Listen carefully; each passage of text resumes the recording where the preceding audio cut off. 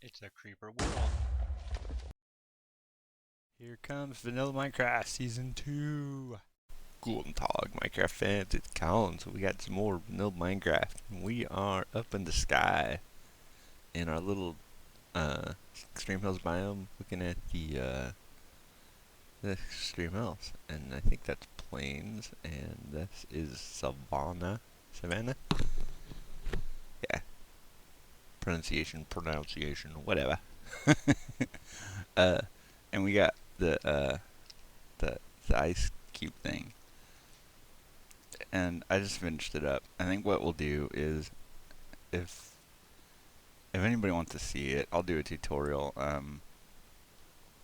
It's kind of a unique design, but this is what we got really quick. So this we got some wood here. This is oak slabs and oak fences, and these are furnaces.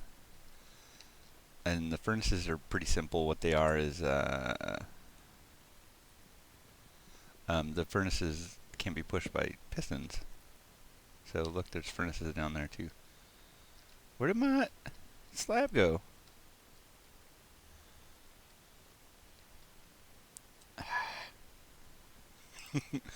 We got more talent. Okay, there it is. So yeah, there's furnaces down here, and then furnaces along that wall. And then this all fits in one chunk. So the border of the oak is one chunk. And we got some walls over here to rubber bait boogie bumper so I can't fall off. And we got a ladder to get up there. But basically up there is a water tray and ice cubes, and it's a double piston extender. There's a regular piston, sticky piston. The regular piston gets shot out this way and pushes down. And then this is a wall of pistons, because a wall of pistons, a vertical wall of pistons is easier to do than a horizontal wall of pistons. At least for me it was. And then we got a one wide hopper timer. Coming off the back of one end of the hopper timer is the activator for the wall of pistons. Coming off the other end is the activator for the double piston extender. And then we just flip this bad boy on, and you can see these retract. And then whatever's frozen up there will get pushed down. And wall of pistons, easy to power. It was easier to do a vertical wall than a horizontal wall and stick them in the floor. I know that's kind of popular with like detector rails and crud like that, but detector rails use redstone too. It's just an easy way to do it, and a unique design. So, yeah. And then over here in the corner we got a little snowman guy. And this is a block lighting glitch, so even though that's a jack-o'-lantern, because of the fences, none of the light escapes, which means it won't melt this ice. So we got a wall of ice, and we got a snowman that we can use a shovel for to get snow from. And it's all half slabbed up, so we don't have to worry about the light too much. All of the light's hidden behind. This is all half slabs to block the light from getting through and melting the ice. That's basically it. And then we just got some stuff, and then our nether portal to get back through. Psych. We're in the creative world. I was gonna check out the I was gonna talk about the track things that I did in the nether, and it's a little tricky to show them off because in the nether everything's all bunched up and it's kind of stuck everywhere. So we just have a few basic designs. These are the designs that I've used, and I've changed some of the colors around just to make everything easier to figure out. Like these stops that I have in the middle of the rails. There's two different types. There's one that goes into a wall, and it looks like this, and it's basically just torches, torch, button. And then in the nether we have these glass panes, and then we have nether brick fences, and then we have nether brick slabs. I think we use normal slabs in the survival world, but these keep pigmen from spawning on the tracks. And then this, of course, would be half slabs instead of netherrack, but that's just an example. And then these half slabs allow us to sit in the minecart, push the button, but the half slab is actually one half slab, like an upside down half slab here, to let us sit there and still push the button, and then a normal half slab above it so that mobs can't spawn on top of that. And that just allows us to sit in the minecart and push the button, because you can't do it while your head is in a fence or in a glass pane. And then the second version we have is for when we have one of these track stops that's not near a wall. And what this does is just has a piston with the redstone block, and it goes to a torch. 2 torches actually, one for each of the powered rails. So the rails aren't powered, push the button, and the rails are powered. And what it is the sticky piston just pushes the redstone block down, which turns the circuit off, which turns the torches on. So those are the 2 straight track stops. And then this is what I've actually been doing with the intersection. And this is the way I have it set up, similar to this. And I couldn't find a block that I can stick here, where I can sit here and push the buttons above ground. I can push buttons on the wall, like right here, but not buttons in the air. So I don't have anything over these 2 spots there, 2 spots there, and 2 spots there. So 6 spots in each intersection. And I may have to deal with zombie pigmen, but I do have an alternative, and I'll show you that in a second. But what this basically is there's 2 lines. The orange is powered rails, and then the green is changing the track selector also. And the way it works is there's 2 buttons on each base. So you have 2 options. You can either go straight, or you can push this button, which will also switch the track, and it'll take you off that way. And these 4 buttons work the same in all directions. So green will go that way, orange will go that way. Same thing over here. Obviously they're not color coded in the survival world. I just did it to make it easier. And the way you do these 4 buttons, the way I've done it, is 2 buttons connect together using 2 torches. So torch, torch, and then the other 2 buttons just kind of go around the sides and connect together on the end. And then we got a couple torch towers down. And then they go into these, which are these are pulse lengtheners. So this pulse lengthener right here is for the rails, and it's 1 tick on 1 repeater, and then 4 ticks there and 4 ticks there. And then it goes into this block, which turns on those 2 rails, and then a pulse signal out of that, and it goes to this block, which powers the other powered rails. And then this is the same thing. It's another pulse lengthener, and it goes to the track switch. And because the track switch also needs to power the rails, that's what this repeater here is for. The wiring is slightly different in the survival world. The main thing I ran into is the roof of the nether has bedrock, so this was a little tricky to do. All of this was a little tricky to do in the roof of the nether. And the circuits are laid out slightly different, but it's the same result.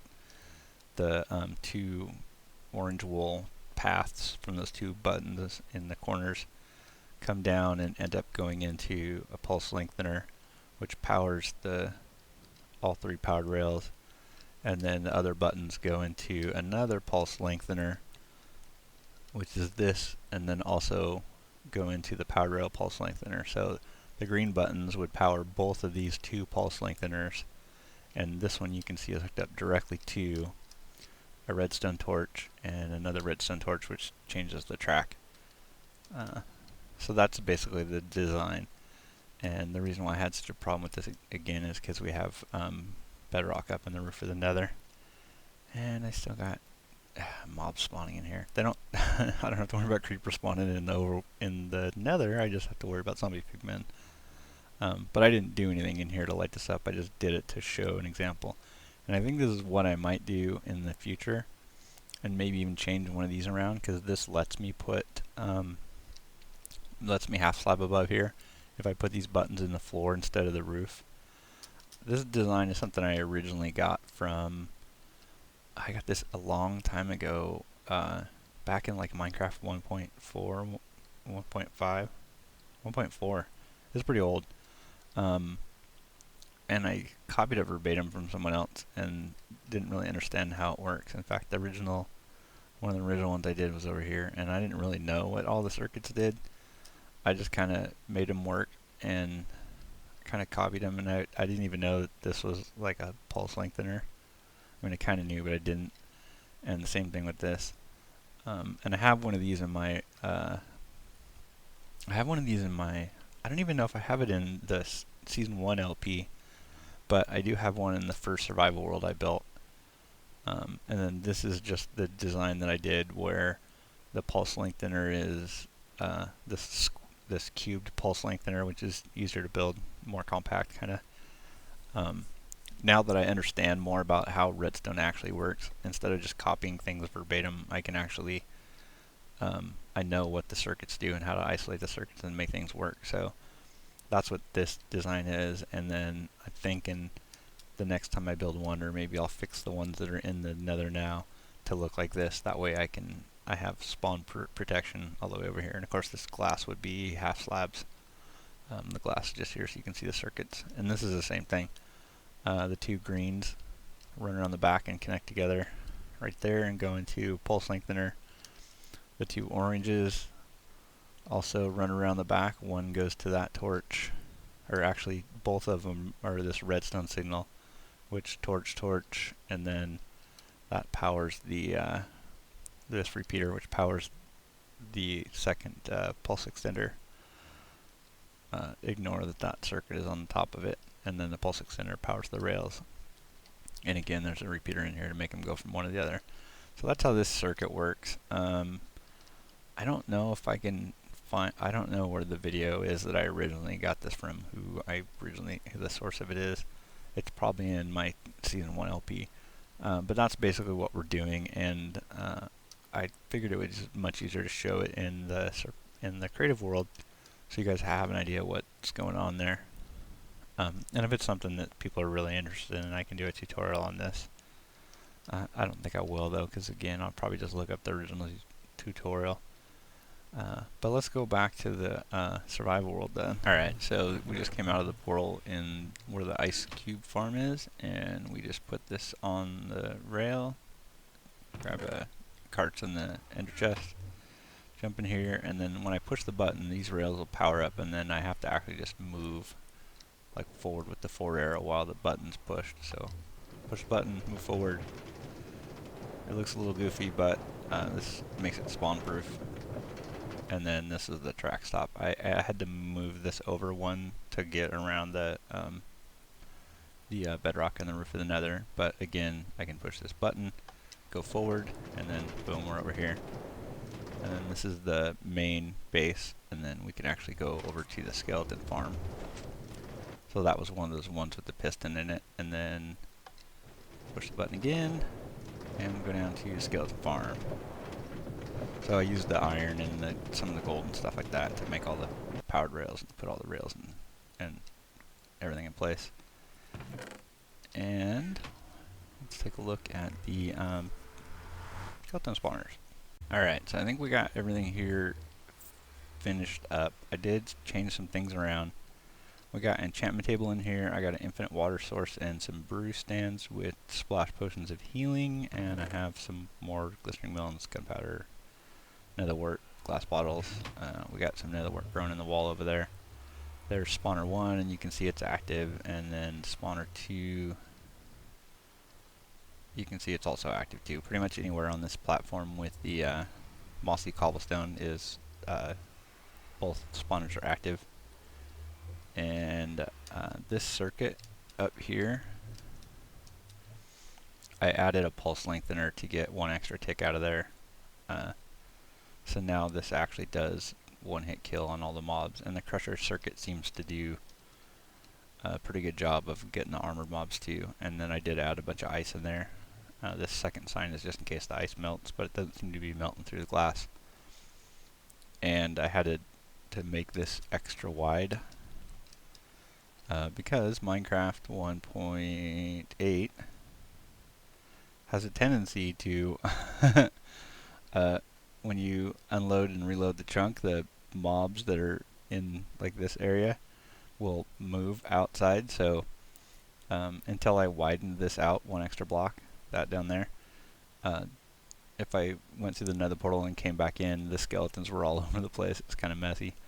But yeah, so, oh, and then the other thing about this hopper timer, this piston here is not sticky, and that makes it, instead of being a continuous timer, when I push the button, it activates the timer only once. So the timer goes that way, and then it goes this way, and it opens and closes the gate, it crushes, and then it stops once it's fully done, once there's 33 sticks back in there.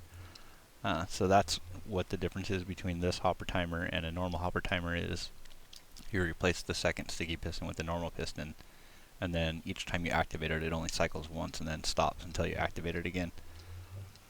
So we got enchanting table. I did a ring, kind of a ring. So that's level 30 enchants. And I was gonna do sorting system. I know I talked about it.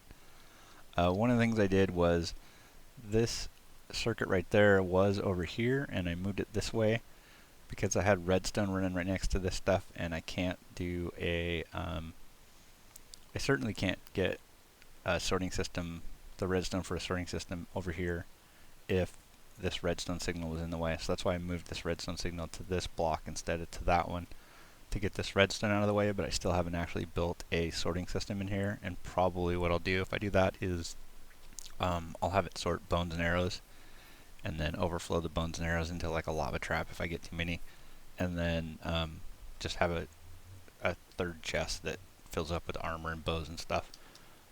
But I've been using this a little bit, so I got a bunch of bows that I repaired to make full bows out of, and then I've got some enchanted bows, and then random armor drops, and then down here is arrows and bones and extra pieces, and I just pull them out of there, and then we got room for more bones and arrows. And I think this is pretty much it. Yeah. There's ice underneath here.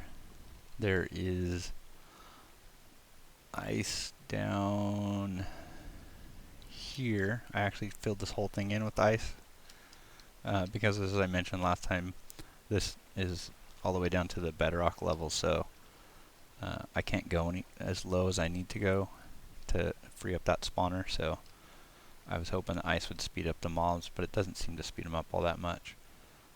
But all the mobs go through the elevator pretty nicely. In fact, we can fire this up for a second and take a look. Let's see. I'll make them all dark, and you can see it flash, and mobs spawn. And we also have an anvil for doing repairs and the splash potions and all that stuff. Yeah, we got skeletons coming up, and I did have to fill in these corners to get skeletons to not shoot at me. It was pretty messy. I let this thing fill up and then zoned out and came out through the portal and then came back in, and there were skeletons all over the place shooting at me. In fact, my armor's kind of beat up because of that. I actually repaired the boots with some diamonds. Let's turn this back off. We don't need a whole bunch of these guys. The only thing is the glistering melons take gold. It's only golden nuggets, but and I have plenty of gunpowder, and I have plenty of nether wart, and I got a lot of glass. I have sand from that messing around in the desert, so we're good there. And I got a fortune pick in the ender chest that's in the end. So I've been fortuning a bunch of redstone, so I got a ton of redstone. And plop. They fall down, the thing closes, and then the crusher should come on in a second.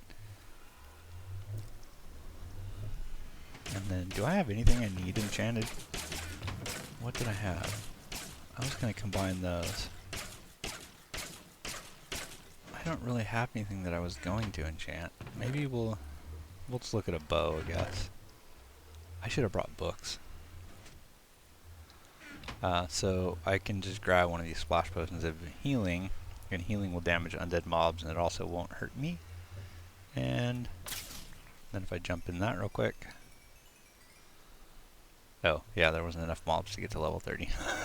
If I left it running for a long time, it would be, obviously, I would get a ton of XP.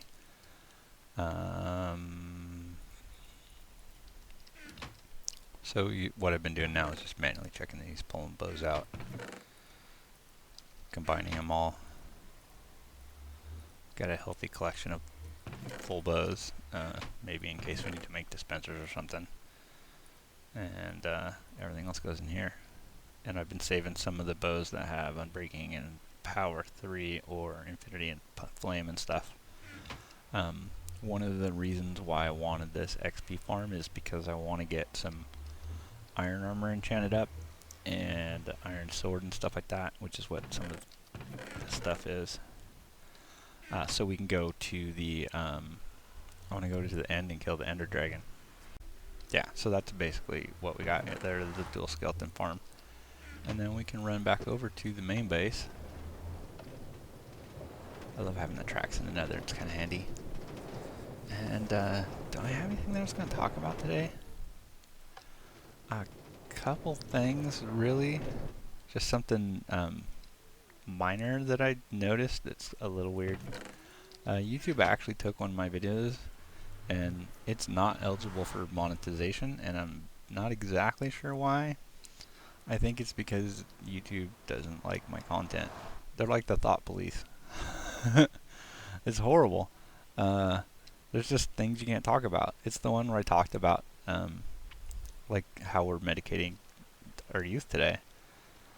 And apparently I can't monetize that video. And I don't really make, I definitely don't make a living off of my YouTube videos.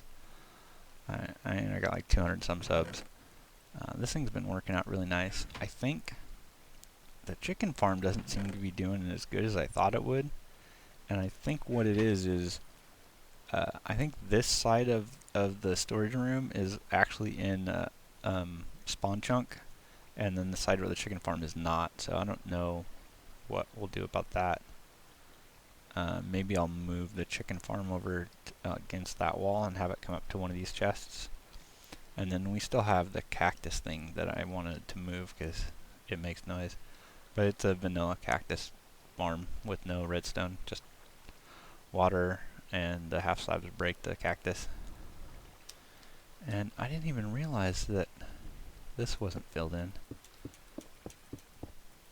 Oh, because oh, that was when I was figuring out where to go with the I was figuring out where I was going to come up with the this thing over here. But this thing's still working pretty good too. Those are the sheep on the up in the surface. We got sugarcane goes pretty good. I still get a couple stuck, but even with the ones getting stuck, there's still a ton that actually come up. And the jack-o'-lanterns and the melons actually get stuck every once in a while too, but I still get a ton of them. And then the hopper timers, or the hopper timer, the dropper tower is silent. Drake's silent dropper tower. And you can look up the old video on the playlist for season 2, and if you want more information on how that works. There's actually tutorials and stuff like that too. And then I've been working on the slime chunk. I've been having fun with the slime chunk. So we got, we can actually just jump down here. So I added vines and a drop thing, and then we got some string to keep the vines from spreading too much. And then again, we got these acacia doors, just because they're easy to see through. And then this water thing, I thought it would be a good idea, but I don't like it that much. And then these are kind of numbered again. Oh yeah, there's a tripwire string right there. And then we can go down this way if we wanted to. But one thing that I also did was I added this in here. So we got some mine carts. Oh, we actually have a bunch of things. So I have a drop to get me to the bottom with more vines and strings and buttons to keep the vines from spreading. And this goes down to the bottom floor. And as you can see, the bottom floor is full of these guys. I guess we'll kill them since we're in here. Yeah. And I get a ton of slime balls. I got so many slime balls. Come on. But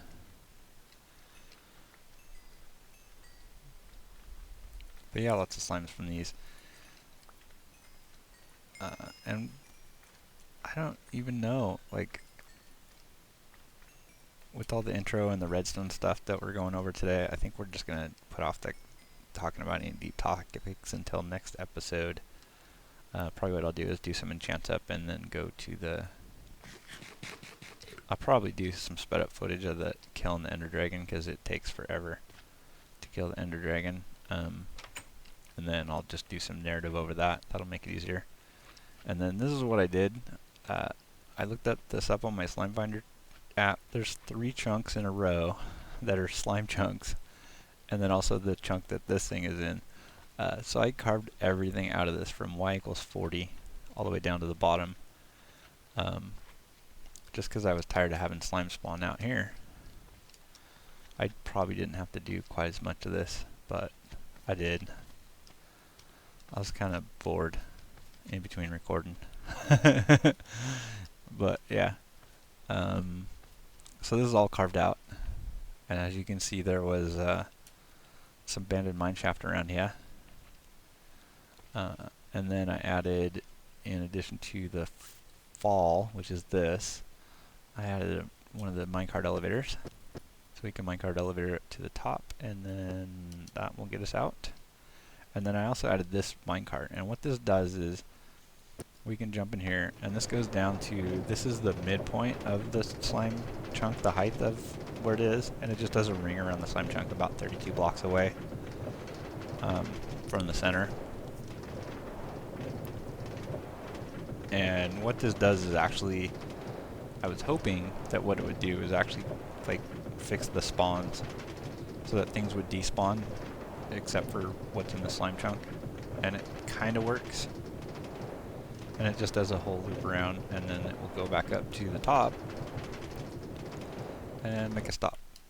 And then hopefully what that means is there are more slimes. Is he going to come at me, or is he going to fall down? Yeah, but it's a decent source of experience, and there's a ton of slime balls too. And then I can just go down and not get hit by those guys.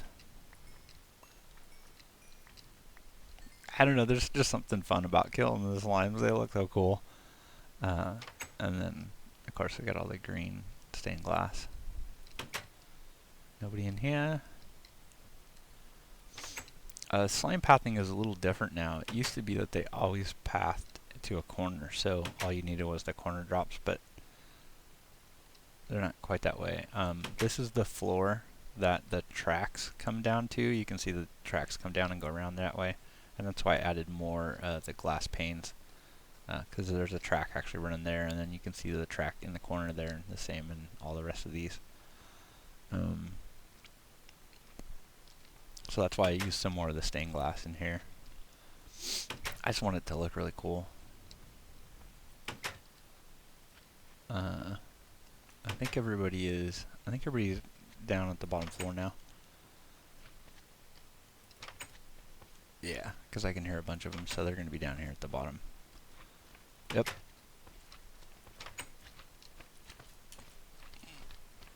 Ah.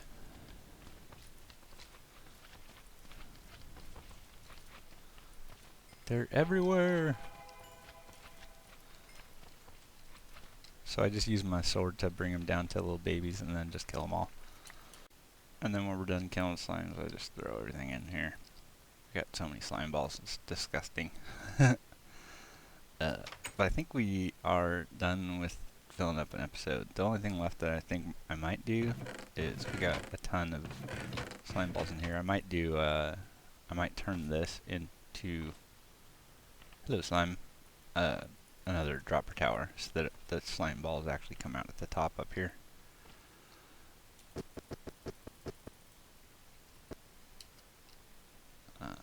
But yeah, that's it for this episode. I think next episode, well, whatever we do next episode, I think we'll get into some more topics and discussions and all that fun stuff.